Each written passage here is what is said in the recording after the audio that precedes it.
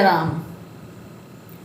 हिंदू धर्म के ग्रंथों में बताया गया है कि बुरे कर्मों का फल हमेशा बुरा ही मिलता है, चाहे वह इंसान हो या फिर ईश्वर। इसका एक उदाहरण माता सीता का है, जिसका वर्णन रामायण में किया गया है।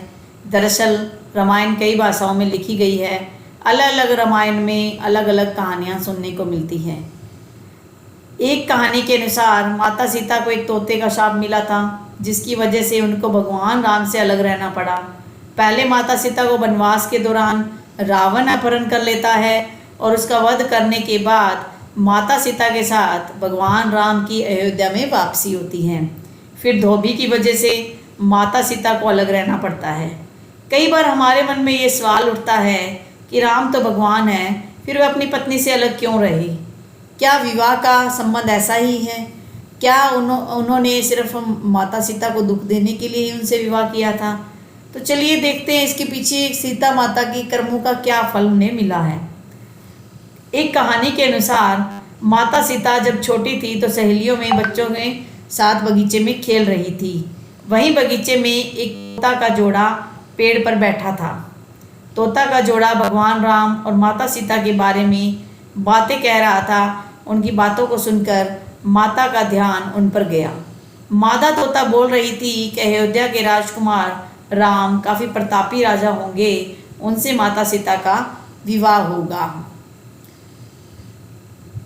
तोते के मुख से भावी पति का नाम सुनकर माता सीता हैरान हो गई। उन्हें अपने बारे में और जानने की इच्छा जागृत हुई, इसलिए उन्होंने अपनी सखियों से कहा, दोनों पक्षियों को पकड़ लो। फिर उन दोनों को पुचकारक पूछा कि भविष्य के बारे में इतना ज्ञान कहाँ से प्राप्त हुआ। तब पक्षियों ने बताया कि इससे पहले हम महर्षि वाल्मीकि के आश्रम में रहते थे, जहाँ हर रोज़ राम और सीता के जीवन के बारे में बताया जाता है। इसलिए उनको दोनों के बारे में हर चीज़ मुजबानी याद हो गई है। सीता जी ने पक्षियों से कहा कि जिस जनक पुत्री सीता की तुम लोग बात कर रहे हो वह मैं ही हूँ। मुझे मेरे और राम के बारे में और भी बातें जाननी हैं। तब नर तोता बोला कि सीता, आपका विवाह अयोध्या के राजा दशरथ के ज्येष्ठ पुत्र राम के साथ होगा। आपकी जोड़ी तीनों लोकों में सबसे अद्भुत होगी। सीता जी सवाल पूछती रही और दोनों जवाब देते रहे। सीता जी ने कहा कि जब तक मेरा विवाह नहीं हो जाता तुम दोनों मेरे साथ राजमहल में रहोगे और तुम वहाँ सारी सुख सुविधाएं का भोग करोगे। सीता जी की बात सुनकर तोता का जोड़ा घबरा गया।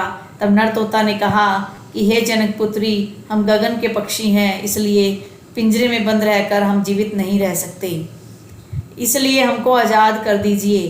तोते ने इसके लिए बहुत याचना की, लेकिन सीता माता ने नर तोते को छोड़ दिया, लेकिन मादा तोता को नहीं छोड़ा और कहा कि ये मेरे साथ महल में रहेगी। नर तोते ने कहा कि माता, मेरी पत्नी गर्भवती है, इसलिए ऐसे समय पे उसको जाने दो। हम दोनों एक दूसरे का वियोग सहन नहीं कर पाएंगे और आप मेरी पत्नी को यहाँ पर बंदी बनाकर मत रखो। लेकिन माता सीता ने उसकी एक न सुनी। इस पर मादा तोता को बहुत गुस्सा आया और शाप दिया कि जिस तरह तुमने गर्भावस्था में मेरे पति से मुझे अलग कर दिया है, वैसे ही गर्भावस्था के दौरान तुमको भी अपने पति का वियोग सहना पड़ेगा। इतना कहते ही मादा तोता ने अपने प्राण त्याग दिए। मादा तोता के प्राण त्यागने के बाद कुछ समय बाद नर तोता भी उसके वियोग में मर गया।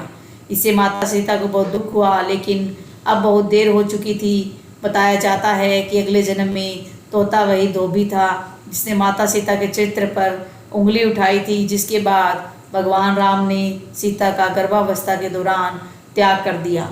तब माता सीता महर्षि वाल्मीकि के आश्रम पहुंची और वहां उन्होंने लव कुश को जन्म दिया। देवी सीता की इस वियोग की कहानी किसी अन्य पुराण में कुछ और दी गई है। ये माना जाता है कि देवर्षि नारद ने एक बार ये श्राप दिया था। इसके पीछे क्या कहानी है, चलो समझते हैं। एक बार नारद जी को अभिमान हो गया कि कामदेव भी उनकी तपस्या और ब्रह्मचर्य को भंग नहीं कर सकता।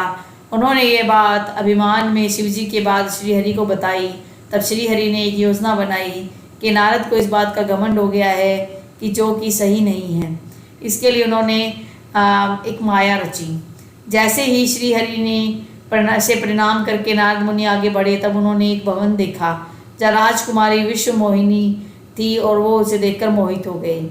यह सब एक माया थी। राजकुमारी का रूप नारद जी का तप भंग कर चुका था और वह राजकुमारी को पाने के लिए भगवान विष्णु के शरण में पहुँचे और कहा कि हे प्रभु, आप मुझे अपना श्रीहरि का सुंदर रूप दे दीजिए। तब भगवान ने कहा कि हे नारद जी, ऐसा न हो कि आप इस रूप को लेकर पछताएं। दरअसल नारद जी राजकुमारी का रूप देखकर भूल गए थे कि उनका एक रूप वानर का भी है। तब उन्होंने वही रूप नारद जी को दे दिया। तब नारद जी राजकुमारी के स्वयंवर में पहुँचे। तब पूरी सभा बंदर वाले मुख को देखकर हंसने लगी और राजकुमारी ने भी मुख को देखकर वरमाला नहीं पहनाई। तब नारद जी ने सोचा कि आखिर सभी मुझे देखकर हंस क्यों रहे हैं, राजकुमारी ने मुझे माला क्यों नहीं पहनाई। तभी भगवान विष्णु सभा में पधारे और राजकुमारी ने उनको माला पहना दी।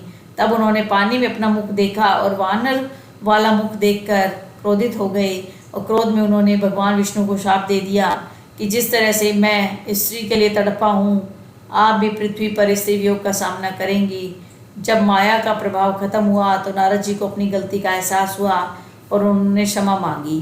तब भगवान राम और माता सीता को वियोग का सामना करना पड़ा। तो इस प्रकार से इंसान को अपने कर्मों का फल अवश्य भोगना पड़ता है। तो मनुष्य को ये बात समझ जानी चाहिए कि यदि आप दूसरों के लिए कांटे बोओगे तो आपको उन्हीं कांटों पर चलना पड़ेगा। जय सिया राम।